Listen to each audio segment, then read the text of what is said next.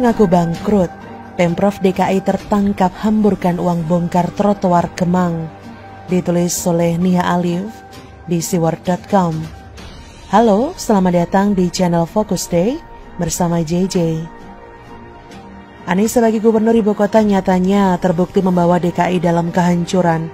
Selama pandemi corona ini kerjaannya hanya konferensi pers, tapi aksi di lapangan sangat nihil. Belum lama ini, dia juga sempat mengatakan separuh lebih APBD DKI habis untuk corona. Sayangnya Bansos DKI sering salah sasaran, sama seperti proyek yang dikerjakan Pemprov yang berujung bongkar pasang. Sebelumnya dilansir dari kompas.com, Gubernur DKI Jakarta Anies Baswedan mengatakan anggaran pendapatan dan belanja daerah APBD 2020 menurun hingga 53% gara-gara pandemi COVID-19. APBD senilai 87,95 triliun itu hanya tersisa kurang dari separuhnya. Kata Anies dalam musyawarah rencana pembangunan Musrenbang yang digelar secara online Kamis 23 April, kami mengalami kontraksi hingga hampir 53% berkurang. Jadi anggaran kami tinggal 47% dari anggaran semula. Musrenbang itu disiarkan melalui akun YouTube Bapeda DKI Jakarta. Anies berujar, banyak kegiatan ekonomi yang terhambat akibat COVID-19.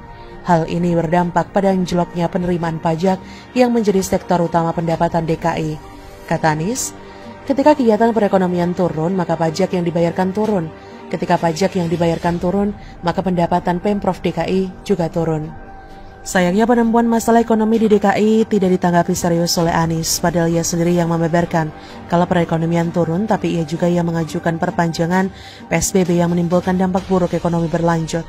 Anehnya lagi ternyata Pemprov DKI tidak hanya mengeluarkan uang untuk corona, tapi juga untuk membiayai proyek-proyek bongkar pasangnya. Setelah membongkar trotoar, waring hitam, bambu getah-getih, atap JPO, kini giliran trotoar baru di Kemang. Seperti dilansir suara.com, pemerintah Provinsi DKI Jakarta mengungkapkan kemungkinan membongkar kembali trotoar di Jalan Kemang Raya Jakarta Selatan, lantaran trotoar yang baru selesai direvitalisasi ini malah membuat banjir. Hal ini dikatakan oleh Kepala Dinas Sumber Daya Air SDA Juwaini Yusuf. Pembongkaran disebutnya bertujuan untuk memeriksa kondisi saluran air setelah revitalisasi rampung Desember 2019 lalu. Kata Juwaini pada Jumat 1 Mei, kan harus dibuka dulu dicek dengan kontraktor yang ngerjain trotoar, kan masih masa pemeliharaan dia. Juwaini mengatakan pihaknya melalui suku dinas SDA Jakarta Selatan sudah merencanakan pembongkaran ini. Jika memang ternyata telah diperiksa ada penyempitan, maka trotoar ini harus dibongkar lagi untuk perbaikan. Kata Juwaini, biasa sih dibongkar, tapi yang bongkar harus mereka. Kepala Seksi Pemeliharaan Suku Dinas Sumber Daya Air Jakarta Selatan, Junjung, mengatakan masalah banjir di Jalan Raya Kemang karena masalah pemendekan pada saluran air. Ia bahkan berencana membongkar ulang trotoar itu. Sebetulnya Jalan Kemang Raya Jakarta Selatan tergenang air setinggi 10-15 cm pada Kamis 30 April sore menjelang malam. Penyebab terjadinya banjir ternyata adalah proyek revitalisasi trotoar yang padahal baru dirampungkan. Kepala Seksi Pemeliharaan Suku Dinas Sumber Daya Air Jaksel, Junjung mengatakan pihaknya langsung mengarahkan petugas untuk menyedot air. 1 unit pompa mobile dan rumah pompa dikerahkan. Air disebutnya hanya menggenang ruas Jalan Kemang saja, sementara pemukiman warga termasuk yang rentan banjir tidak tergenang air hujan yang mengguyur pada sore hari. Berita ini menyadarkan kita bahwa anggaran corona di DKI Jakarta sebenarnya bukanlah 53% seperti yang disampaikan Anies. Penyebab membengkaknya pengeluaran anggaran karena ketidakbecusan Anies dan bawahannya dalam bekerja. Semua proyeknya seakan mubazir dan hanya bisa dibongkar pasang. Belum lagi komitmen V untuk Formula E senilai 200 miliar.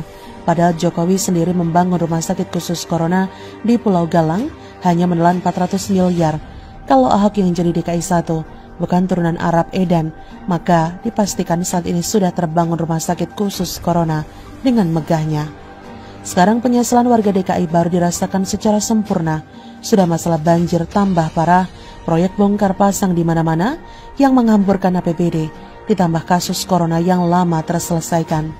Inilah karma warga DKI yang telah membuang pemimpin jujur seperti Ahok dan memilih memungut manusia berotak sampah.